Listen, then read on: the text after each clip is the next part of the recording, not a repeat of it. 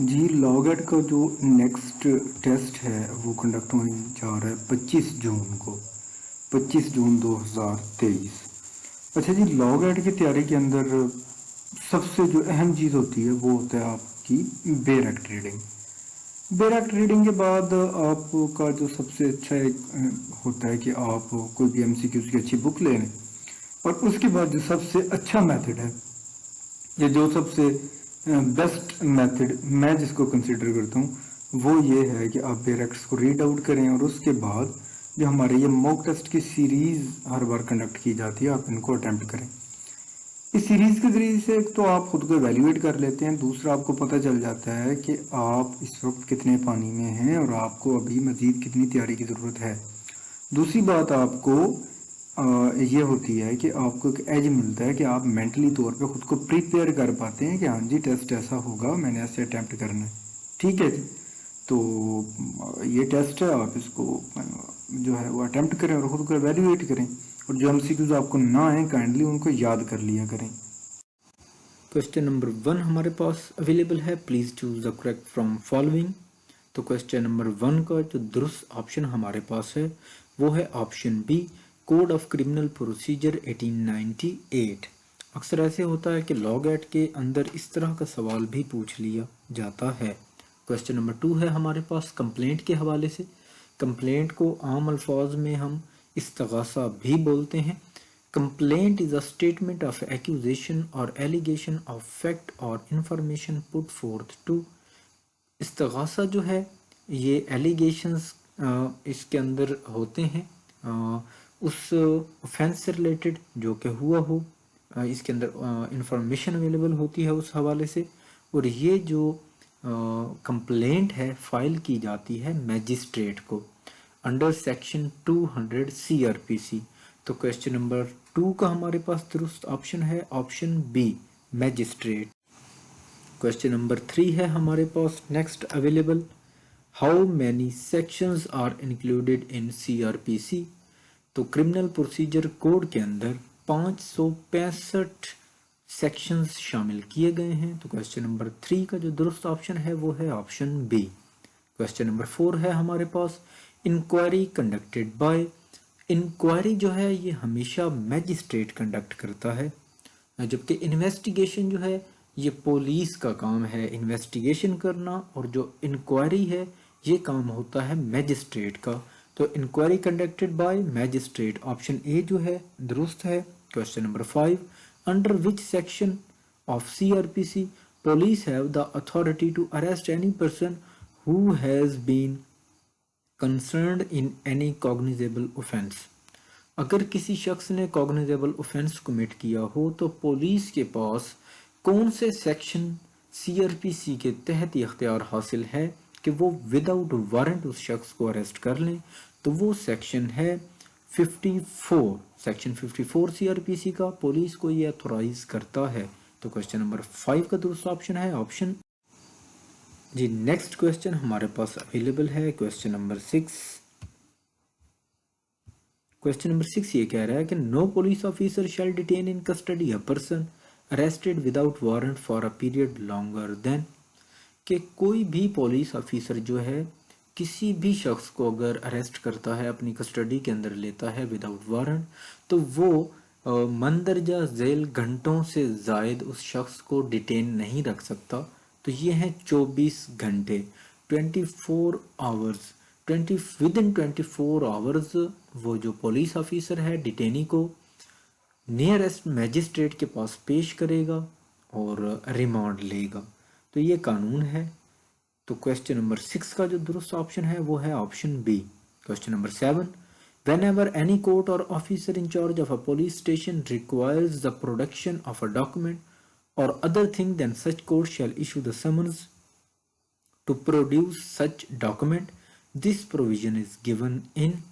यहाँ पे ये कहा जा रहा है कि कोई भी कोर्ट या कोई भी ऑफिसर जो है पुलिस का, पुलिस स्टेशन का कोई भी इंचार्ज अगर रिक्वायर करता है किसी शख्स की, अगर कोई कस्टडी के अंदर कोई डॉक्यूमेंट है कि वो उसको प्रोड्यूस करे, कोर्ट उसको ये डायरेक्शन देती है या ऑर्डर देती है या इंचार्ज पुलिस स्टेशन को उसको ये ऑर्डर देता है इन राइटिंग, तो तब कोर्ट जो है उस शख्स को समन करती है कि वो डॉक्यूमेंट जो है प्रोड्यूस करे, और जो पुलिस ऑफिसर होता है उसके पास चूँकि समन करने की पावर इस हवाले से नहीं होती, तो वो इन राइटिंग उसको ये रिक्वेस्ट करता है कि वो इसको प्रोड्यूस करे। तो ये सेक्शन 94 सीआरपीसी के तहत कोर्ट या पुलिस ऑफिसर को ये पावर दी गई है। सेक्शन 7 का क्वेश्चन नंबर 7 का जो दुरुस्त ऑप्शन है वो है option B, section 94 of CrPC. Question number 8 है हमारे पास, before making a search police shall be call upon. ये भी कानून है कि कहीं पे भी अगर पुलिस सर्च करने गई है तो सर्च करने से पहले जो पुलिस है वो नेबरहुड से या वहाँ पे जो लोकल इनहेबिटेंट्स हैं उनमें से 2 या 2 से ज़ायद लोगों को एज अ विटनेस अपने साथ लेगी, जो कि सर्च के दौरान पुलिस के साथ रहेंगे। तो क्वेश्चन नंबर 8 का दुरुस्त ऑप्शन है option A, 2 or more local inhabitants as witness of search. Number next हमारे पास क्वेश्चन अवेलेबल है question number 9। Question number 9, the court may require security for keeping the peace on conviction and security for a good behavior under which section of CRPC। Court के पास ये अख्तियार हासिल है कि वो किसी भी कन्विक्टेड पर्सन से उसके गुड बिहेवियर का या पीस कीपिंग का उससे ये जो सिक्योरिटी है ये मांग सकती है। तो ये पावर जो है कोर्ट को सेक्शन 106 सीआरपीसी के तहत दी गई है। तो सेक्शन 9 का दुरुस्त ऑप्शन है option A, 106 of CrPC. Question number 10, the CrPC contains how many schedules. CrPC कितने शेड्यूल्स पे मुश्तमिल है? तो सीआरपीसी के अंदर 5 शेड्यूल्स हैं। क्वेश्चन नंबर 10 का दुरुस्त ऑप्शन है option B.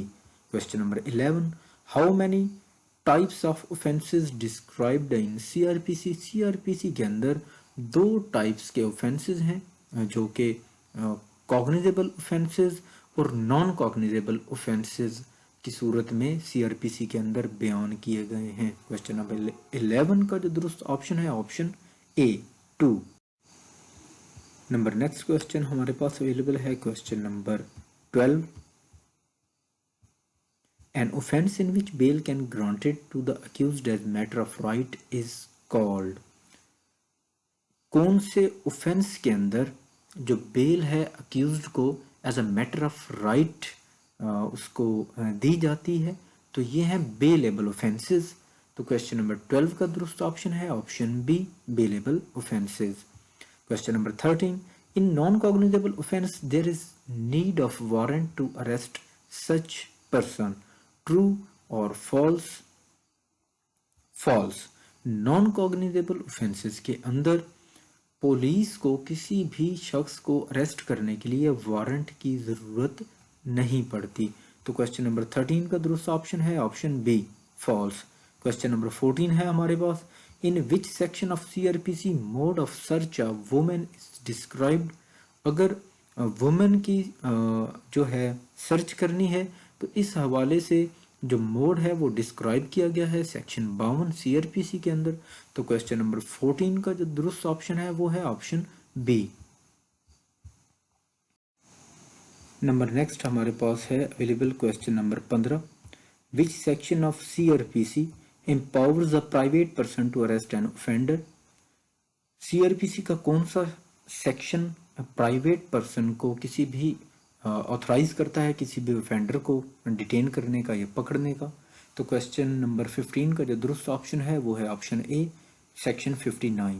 Question number 16, who may order for removal of public nuisance. Public nuisance को रिमूव करने का ऑर्डर कौन दे सकता है? तो नॉइजेंस, पब्लिक नॉइजेंस को रिमूव करने का ऑर्डर जो है ये फर्स्ट क्लास मैजिस्ट्रेट जो है ये दे सकता है। क्वेश्चन नंबर 16 का दुरुस्त ऑप्शन है option C. Question number 17, section 154 deals with FIR. FIR have how many columns. FIR जो है सेक्शन 154 के तहत दर्ज की जाती है सीआरपीसी। तो एफआईआर के अंदर 6 कॉलम होते हैं। क्वेश्चन नंबर 17 का दुरुस्त ऑप्शन है ऑप्शन ए। क्वेश्चन नंबर 18 है हमारे पास, FIR can be Lloyd on the information of. FIR जो है ये किसकी इंफॉर्मेशन के ऊपर दर्ज की जाती है?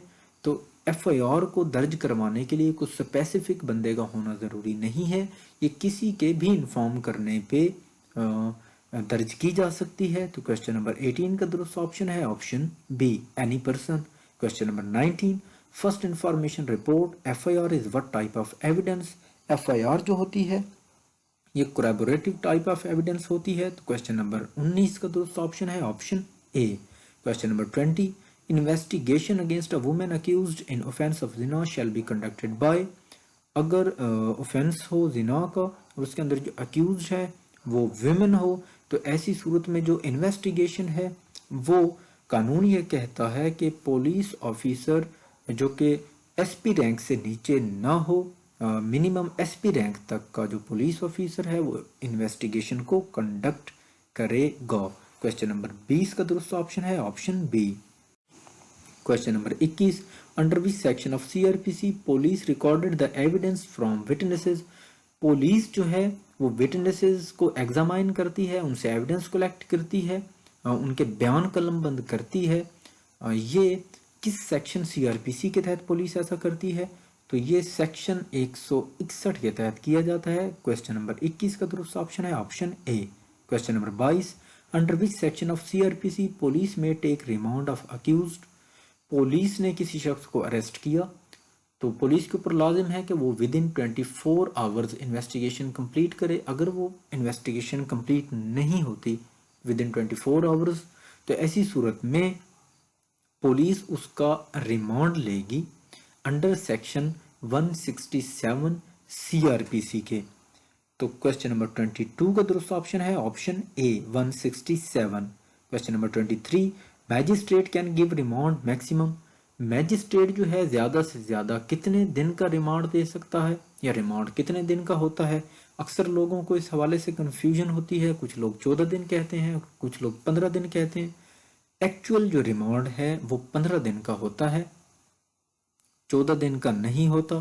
जो मैजिस्ट्रेट है उसके पास पावर है कि वो ज़्यादा से ज़्यादा 15 दिन का रिमांड दे सकता है। तो अक्सर लोग ये कहते हैं जी कि जो मैजिस्ट्रेट है वो तो 14 दिन का अनाउंस करता है। देखिए, जो पुलिस जिस शख्स को डिटेन कर रही होती है, पहले 24 घंटे ये भी रिमांड के अंदर शामिल किए जाते हैं।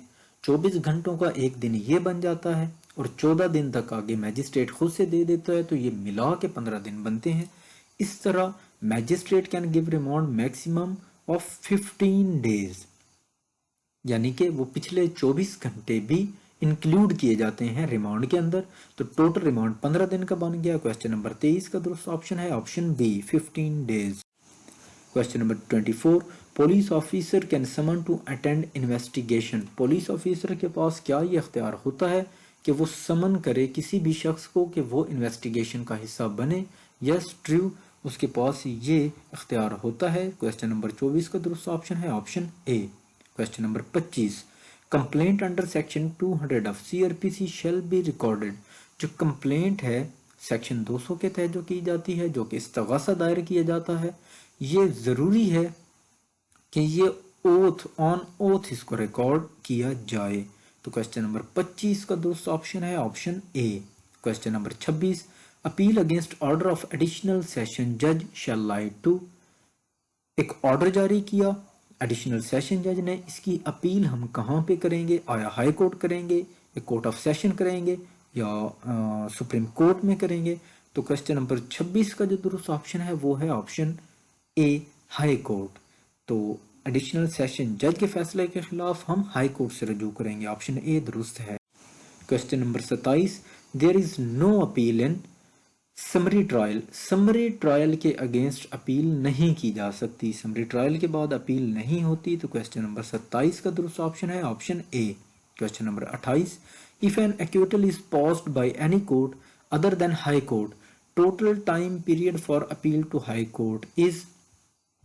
एक्यूटल किया हाई कोर्ट के अलावा किसी भी कोर्ट ने, लोअर कोर्ट्स में से किसी भी कोर्ट ने, तो हमारे पास जो भी शख्स इस एक्विटल से एग्रीव हो रहा हो, तो उसके पास ये अख्तियार होता है कि वो विद इन 30 डेज अपील दायर कर सकता है हाई कोर्ट में।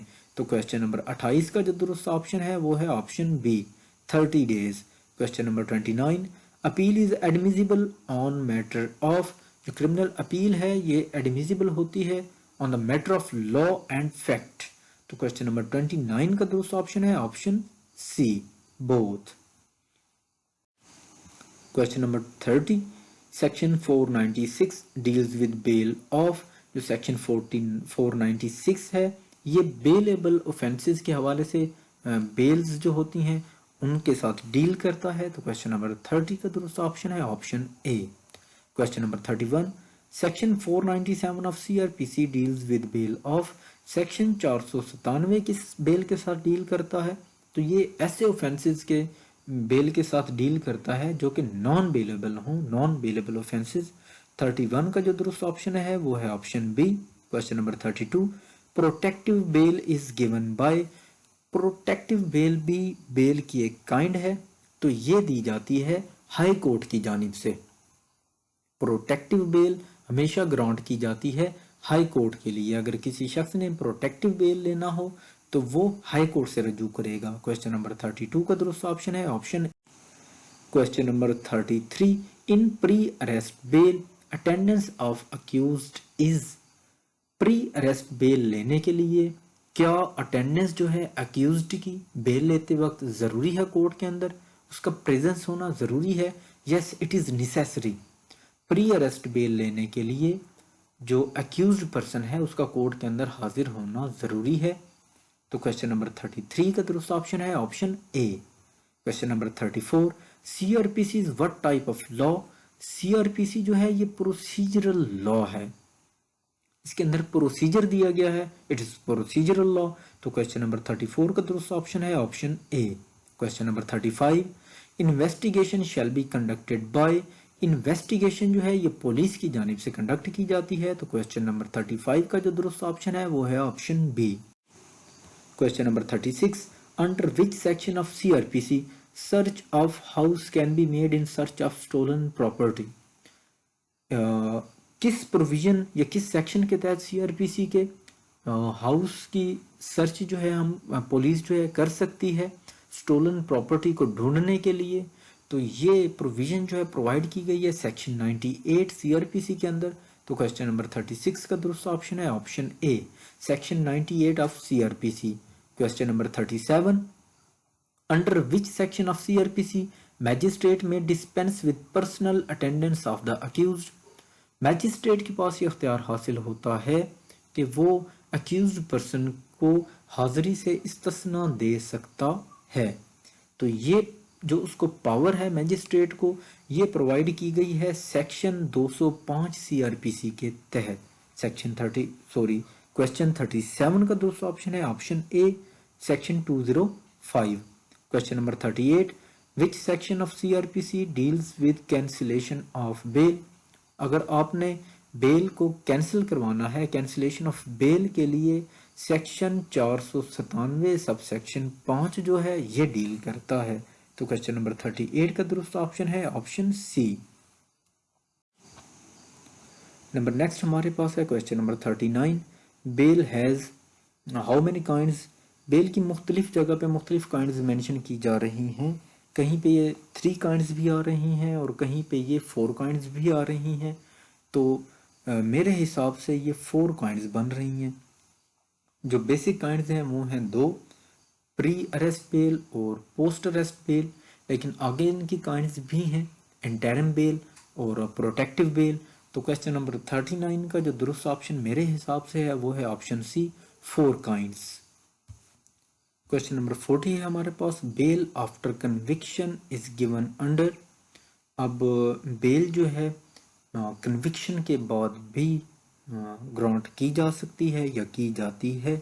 तो ये सेक्शन 426 सीआरपीसी के तहत ग्रांट की जाती है। तो क्वेश्चन नंबर 40 का दुरुस्त ऑप्शन है option C, 426 CrPC. Question number 41, offences has been defined in CrPC as, offence जो है उसको सीआरपीसी के अंदर कैसे या किन अल्फाज में डिफाइन किया गया है? तो क्वेश्चन नंबर 41 का जो दुरुस्त ऑप्शन है वो है ऑप्शन ए, एनी एक्ट और omission made punishable by any law for the time being in force.